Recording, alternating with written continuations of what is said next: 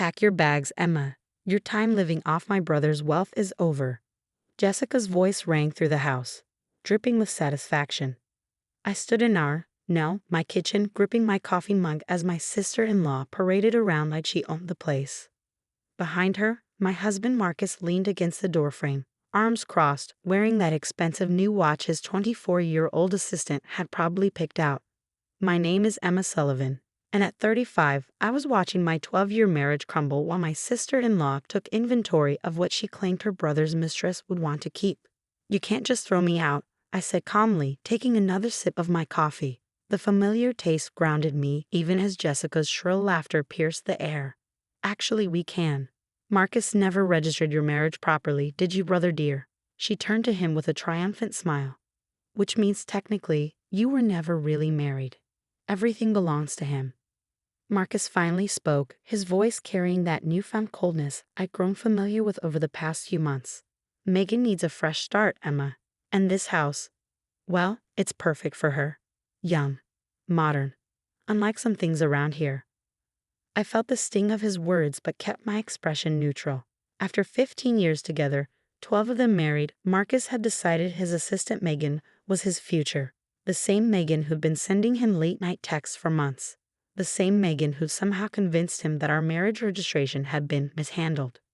Jessica circled the kitchen island, her designer heels clicking against the hardwood floors that I'd chosen 3 years ago during our renovation. You know what's funny? She mused, running her finger along the marble countertop. All those years you spent playing the perfect wife, acting like you belonged in our family, and now look, you'll be homeless by the weekend. I placed my mug in the sink, taking care to rinse it thoroughly. Some habits die hard. Is that what you think? Oh please, Jessica scoffed. Don't try to act tough now. We all know you came from nothing. No family money, no connections, just a small-town girl who got lucky with my brother. Well, your luck's run out. Marcus shifted uncomfortably. For a moment, I caught a glimpse of the man I'd fallen in love with all those years ago. The one who used to defend me against his sister's casual cruelty. But that man disappeared as quickly as he'd surfaced. Emma, he said, attempting to sound reasonable, you can stay with your friend Sarah until you figure things out. I'll even give you some money too. How generous, I interrupted, my voice steady. But that won't be necessary. Jessica laughed again, the sound reminiscent of breaking glass. Are you delusional? This house belongs to the Sullivan family. Our grandmother left it to Marcus. You have no claim to it. I walked to the study, aware of their confused stares following me. The antique desk by the window had been my favorite spot in the house. Not that Jessica or Marcus ever noticed. They were too busy counting their inherited wealth to appreciate the actual treasures their grandmother had left behind. You know, I said, opening the desk's hidden compartment, your grandmother and I used to have tea here every Wednesday. She loved telling stories about the family history, about building this estate from nothing. I pulled out a sealed envelope, aged but intact. She also loved to talk about trust and loyalty. Marcus stepped forward, his brow furrowed. What are you talking about? What's that? This, I held up the envelope. This is the real family trust document. The one your grandmother amended 3 months before she died. The one she gave me for safekeeping because, in her words, only someone who truly loves this house will protect its legacy. Jessica's face paled. You're lying. All the trust documents are with our family lawyer. Are they? I smiled, remembering the last conversation I'd had with Marcus's grandmother. She'd seen right through her grandchildren's materialistic facade. Maybe you should call Mr. Patterson. He helped your grandmother make these changes after all. Marcus reached for the envelope, but I pulled it back. Don't worry, I said, gathering my keys. Mr. Patterson has copies. In fact, he's expecting my call. I headed for the door, pausing to look back at their stunned faces. Oh, and Jessica, you might want to hold off on measuring for new curtains. Something tells me Megan won't be needing them. As I walked to my car, I could hear Jessica's shrill voice demanding answers from Marcus. But I wasn't worried. Their grandmother had taught me more than just the value of family history. She taught me the importance of being prepared. I pulled out my phone and dialed Mr. Patterson's number. It was time to show them exactly what their grandmother's legacy really meant. Mr. Patterson's office hadn't changed in the 15 years I'd known him. The same leather chairs, the same towering bookshelves, even the same slight scent of pipe tobacco that reminded me so much of Marcus's grandmother. The only difference today was the tension in the air as Marcus and Jessica sat across from me, their faces a mix of anger and barely concealed panic. This must be some kind of mistake, Jessica insisted, her manicured nails drumming against the armrest. Grandmother would never. Actually, Mr. Patterson interrupted, adjusting his wire-rimmed glasses. Mrs. Sullivan was quite clear about her wishes. He opened the trust document I kept safe all these years, along with his own copy. 3 months before her passing, she made significant amendments to the family trust. Marcus leaned forward, his jaw tight. What kind of amendments? The elderly lawyer cleared his throat. The main property, including the house and surrounding grounds, was placed in a separate trust. The sole trustee. He paused, looking directly at me, his Emma. That's impossible. Jessica shot up from her chair. She's not even legally married to Marcus. She's nobody. Mr. Patterson raised an eyebrow. Regarding the marriage, I have some clarification there as well. He pulled out another document. Your grandmother personally ensured their marriage was properly registered. She kept a copy here in my office. I watched the color drain from Marcus's face. All his plans, all his assumptions about our invalid marriage crumbled in an instant. But why? Marcus finally asked, his voice barely above a whisper. Why would grandmother do this? Perhaps, Mr. Patterson said, you should read her letter. He handed Marcus an envelope I'd never seen before. Marcus's hands shook as he read aloud. My dearest grandchildren, if you're reading this, then Emma has finally opened the envelope I entrusted to her. I've watched for years as you took our family's legacy for granted, measuring its worth only in dollars and cents. But Emma, she understood. She spent time with me, listened to our family's stories, appreciated the history in every room of that house. While you saw property values, she saw memories. While you counted square footage, she preserved photographs and restored old furniture. The truth is, the Sullivan legacy isn't about money. It's about honor, dedication, and love. Emma has shown more of these qualities than either of you. Marcus, my dear boy, if you're reading this with your wife by your side, cherishing what you've built together, then perhaps I was wrong. But if you're here because you've forgotten the value of loyalty and family, then I made the right choice. The house and the responsibility of preserving our family's true legacy belongs to Emma. With love and hope for wisdom, Grandmother Sullivan. The silence that followed was deafening. Jessica had sunk back into her chair, her earlier bravado completely deflated. Marcus stared at the letter, reading it over and over, as if hoping the words would somehow change. There's more, Mr. Patterson added, shuffling through his papers. Mrs. Sullivan also left specific instructions about the family's business holdings. Jessica's head snapped up. The company's shares. Yes. Upon any attempt to contest Emma's position as trustee, or any proven infidelity within the marriage, he glanced meaningfully at Marcus. 30% of the Sullivan Group shares would be transferred to the charitable foundation Emma helps run. I sat there, absorbing the magnitude of what Marcus's grandmother had done. She hadn't just protected me. She'd ensured that her family's legacy would be preserved one way or another. She knew, Marcus said suddenly, looking at me. Somehow she knew I would. That I might. She knew people, I corrected gently. She understood that sometimes we need consequences to remind us of what matters. Jessica stood up abruptly.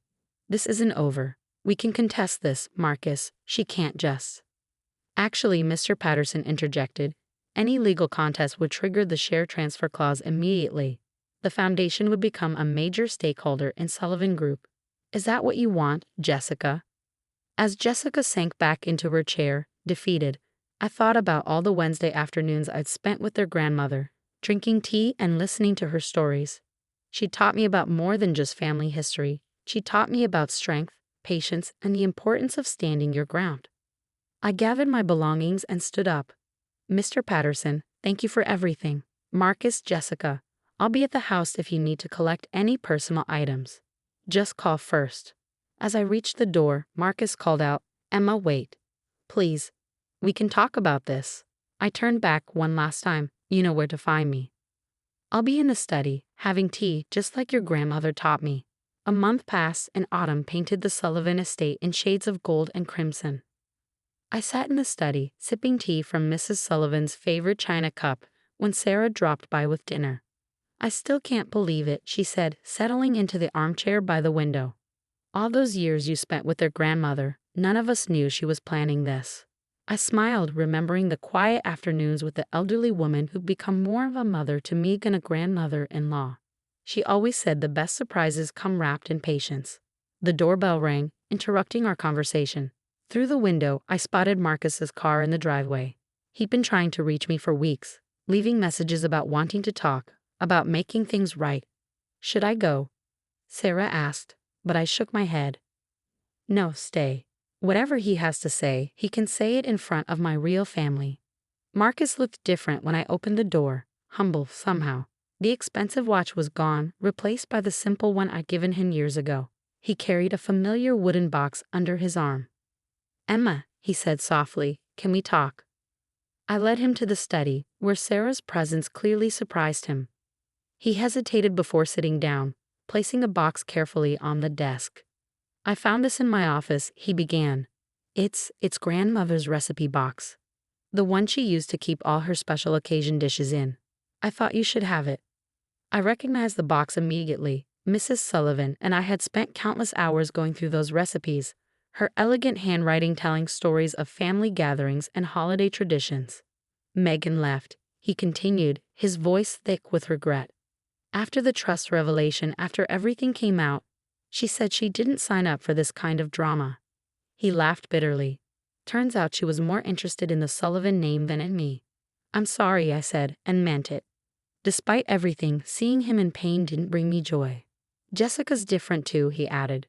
The threat of losing those shares, it made her realize how close we came to destroying everything grandmother built.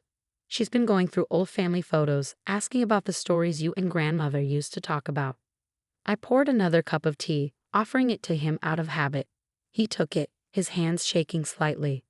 "I was so wrong, Emma, about everything. I got caught up in the excitement of something new, something that made me feel young again. I forgot what real love looks like." Sarah shifted in her chair, a silent reminder of her presence and support. "Your grandmother knew," I said quietly. "She knew that love isn't about excitement or youth. It's about building something together, preserving what matters, creating a legacy worth protecting." Marcus nodded, tears in his eyes. Is there any way we can try again? I know I don't deserve it, but—" "No," I interrupted gently. "We can't go back, Marcus. Your grandmother didn't create this trust to save our marriage. She did it to save her family's legacy. And that's what I intend to do." I opened the recipe box, pulling out a folded paper tucked between the pages. "Look what I found last week. Her Christmas pudding recipe. The one she made every year. The one you and Jessica loved so much as children." His eyes lit up with recognition. "I remember. She never wrote it down, said it had to be passed on in person." "She taught it to me," I said softly. "The Christmas before she died. Said someday I'd need to teach it to the next generation of Sullivans." Marcus wiped his eyes. "You were always more of a Sullivan than I was." "No," I corrected him. "I just understood what it meant to be one. Your grandmother saw that. That's why she trusted me with this house, with these memories." Sarah reached over and squeezed my hand, a gesture that spoke volumes about true friendship and support. "The holidays are coming up," I said, standing to walk Marcus to the door. "I'll be making her Christmas pudding. You and Jessica are welcome to join us, not as husband and wife, but as family. That's what your grandmother would have wanted." Marcus paused at the doorway. "Thank you, Emma, for preserving not just the house, but the heart of what grandmother built." After he left, Sarah and I returned to the study. The evening light filtered through the windows, casting warm shadows on the antique desk where Mrs. Sullivan and I had spent so many afternoons. "You know," Sarah said, "she'd be proud of you, not just for standing your ground, but for understanding what she was really protecting." I picked up the recipe box, running my fingers over its worn edges. Inside were more than just recipes. They were stories, traditions, pieces of a legacy that would live on through the generations. "She used to say that a house is just walls and windows," I replied, "but a home is built with love, understanding, and forgiveness. That's the real Sullivan legacy." As the sun set over the estate, I felt at peace. This house, these memories, this legacy, they were exactly where they belonged. And so was I.